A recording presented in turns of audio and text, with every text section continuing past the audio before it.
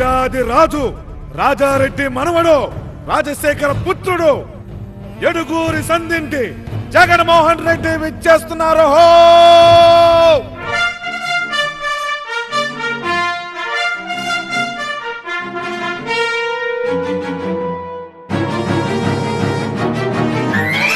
ఏమైనాది బొచ్చన్న, మండు టెండలో పాదయాత్ర చేసిన వాళ్ళ మొహం అలా పెట్టావు.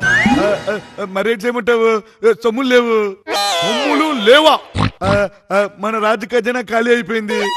ఇలాగే ఉంటే మన నవరత్నాలు కాస్త నాప్రలయంలో ఉన్నాయి.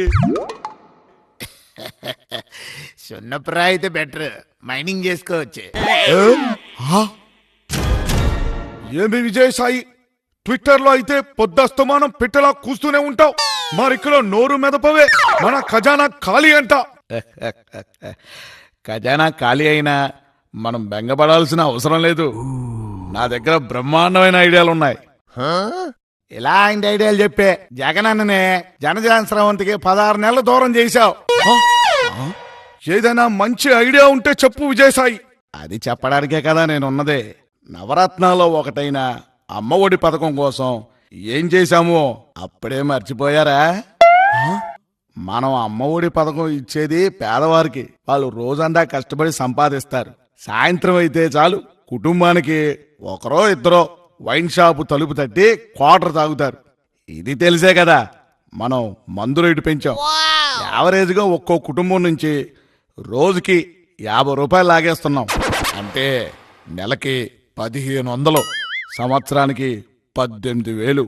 అవునవును, వాళ్ళ దగ్గర నుంచి 18,000 తీసుకుని వాళ్ళకే 15,000 ఇస్తున్నాం. అబ్బాబ్బా, సూపర్ ఐడియా కదా అది. నీ ఐడియాకి, నీ కంటిన్యూస్ కి ఐఆమ్ ఇంప్రెస్డ్ విజయసాయి.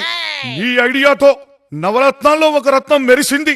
అలాగే మిగతా 8 రత్నాలు మెరవడానికి కూడా మంచి ఐడియాలు చెప్పు విజయసాయి. ఎందుకు చెప్పుడు, మందిని ముంచే ఐడియాలు మనోడి దగ్గర చాలా ఉంటాయి. అదే అదే అదే మనకి మంచి చేసే ఐడియాలు మనోడి దగ్గర చాలా ఉంటాయని చెప్తున్నా. ఏం చేస్తావో తెలియదు విజయసాయి. నీ ఐడియాలతో ఎలాగోలాగా ఒడ్డున పడి. టెన్షన్ ఎందుకు దండగా, విజయసాయి ఉండగా ఒక్కో రత్నానికి ఒక్కో ఐడియా వేస్తా. నిన్ను భారతరత్న స్థాయికి తీసుకెళ్తా. భలా విజయసాయి భలా. చించు, బాగా ఆలోచించు.